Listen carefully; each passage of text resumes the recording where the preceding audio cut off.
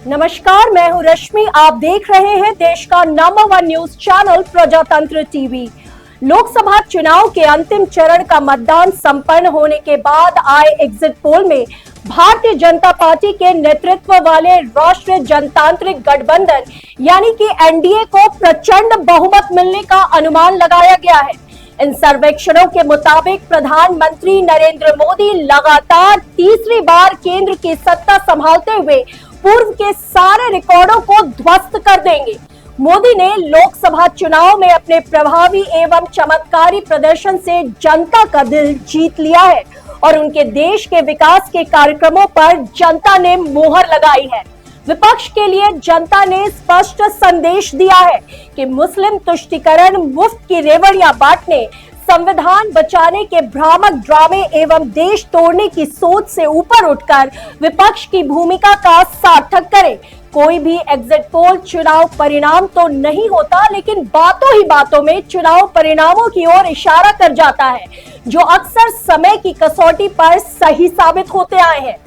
आपको बता दें, वास्तविक नतीजे मंगलवार 4 जून को देर शाम तक प्राप्त हो जाएंगे, जिसमें भाजपा एक बार फिर से सारे मिथकों को तोड़ते हुए दिखाई दे रही है।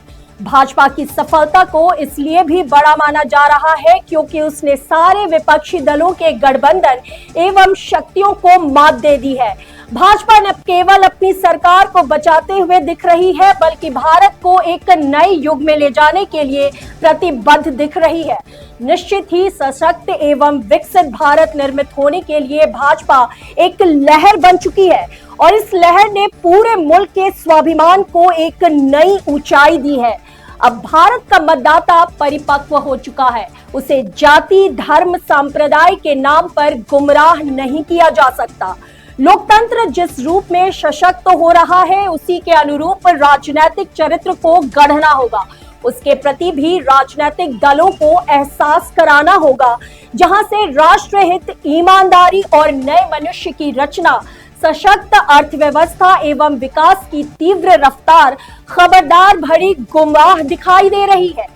कोई भी दल हो, अगर यह एहसास नहीं जागता है तो मतदाता दिखा देता है उनको शीशा, वहीं छीन लेता है उनके हाथ से दिया सलाई और वहीं उतार देता है सत्ता कमंद। कहने का मतलब सिर्फ इतना सा है कि देश की सियासी फिजा को बदलने में विपक्षी दलों को अधिक ईमानदार, जिम्मेदार एवं पारदर्शी होना होगा।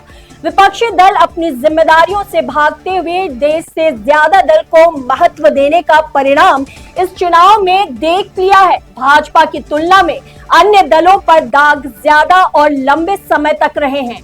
इन दलों को न केवल अपने बेदाग होने के पुख्ता प्रमाण देने होंगे, बल्कि जनता के दर्द परेशानियों को कम करने का रोड मैप तैयार करते हुए अपना विपक्षी होने के धर्म को निभाना होगा।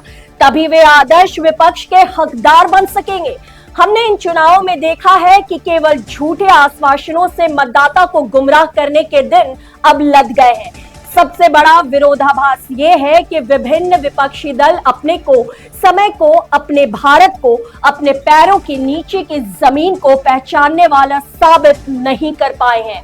जिंदा कौमें 5 वर्ष तक इंतजार नहीं करती, उसने 14 गुना इंतजार कर लिया है।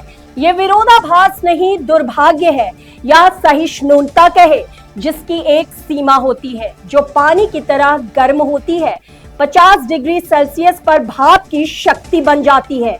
देश को बांटने एवं तोड़ने वाले मुद्दे कब तक भाप बनते रहेंगे? भाजपा को चुनौती देनी है तो विपक्षी दलों को अपना चरित्र एवं साख दोनों को नए रूप में, सशक्त रूप में प्रस्तुति देनी होगी।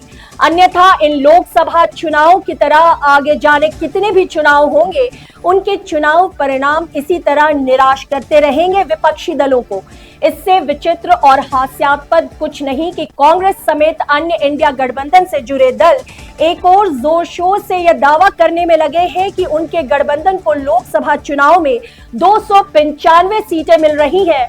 सपा नेता अखिलेश ने उत्तर प्रदेश में 80 में से 79 सीटों पर जीत का दावा कर दिया। जब एग्जिट पोल ने उनके इन दावों की पोल खोल दी, जब आज एग्जिट पोल्स परिणामों में भाजपा ऐतिहासिक जीत की ओर बढ़ रही है, तो विपक्षी दलों के नेता मतगणना में गड़बड़ी की निराधार आशंकाएं जताकर भ्रम फैलाने में लगे हैं। भ्रम फैलाने की इसी कोशिश के तहत कांग्रेस के नेता जयराम रमेश ने यह अनर्गल दावा किया कि मतगणना को प्रभावित करने के लिए गृह मंत्री अमित शाह ने देश के 150 जिलों के जिलाधिकारियों को फोन किया है। उन्होंने यह बेतुका आरोप लगाते हुए यह समझा होगा कि इससे उन्हें एक फर्जी नैरेटिव खड़ा करने में मदद मिलेगी और उनकी हार पर पर्दा पड़ जाएगा। ये विडंबना एवं विसंगति विपक्षी दलों को मजबूत करने की बजाय लगातार कमजोर ही कर रही है। वैसे भी भारत में जितने भी राजनीतिक दल हैं, सभी ऊंचे मूल्यों को स्थापित करने की आदर्श की बातों के साथ आते हैं, पर सत्ता प्राप्ति की होड़ में सभी एक ही संस्कृति को अपना लेते हैं।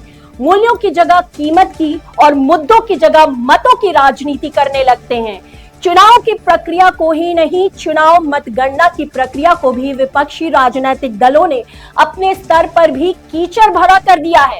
ऐसा स्वकल्याण की सोचने वाला विपक्ष किस तरह लोक कल्याण के मुद्दों को बल देगा?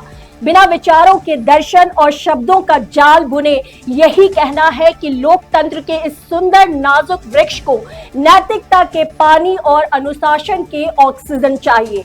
जीत किसी भी दल की हो, लेकिन लोकतंत्र को शुद्ध सांसें मिलती रहे। लोकसभा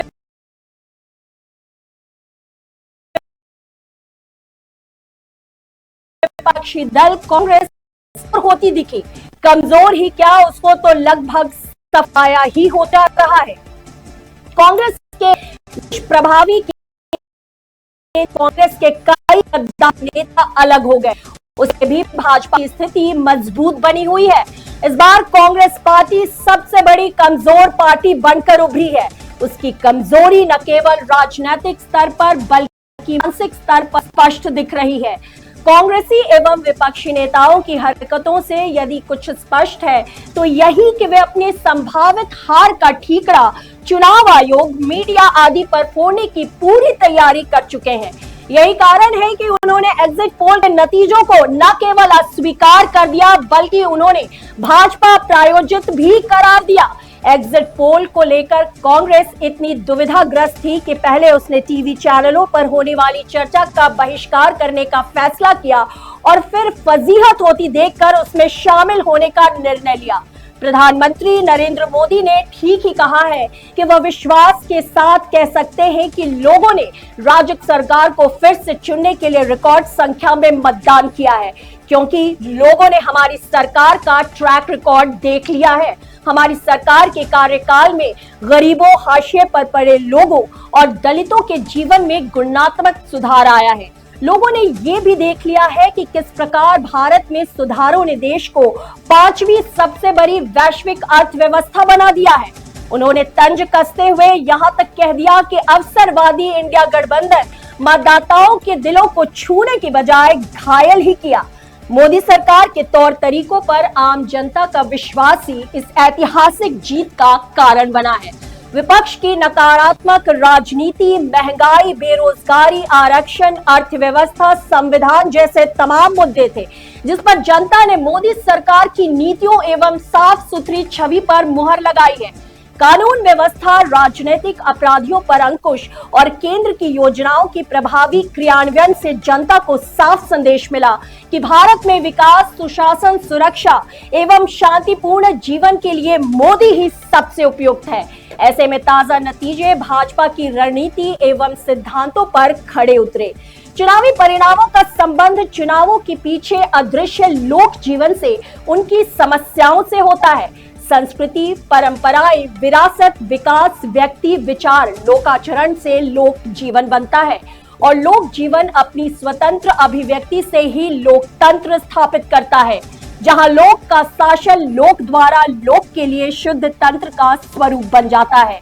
जब जब चुनावों में लोक को नजरअंदाज किया गया, चुनावी परिणाम उलट होते देखे गए हैं।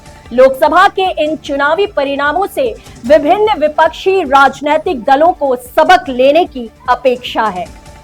धन्यवाद। तो देश और दुनिया की तमाम बड़ी खबरों को जानने के लिए देखते रहें देश का नंबर 1 न्यूज चैनल प्रजातंत्र टीवी।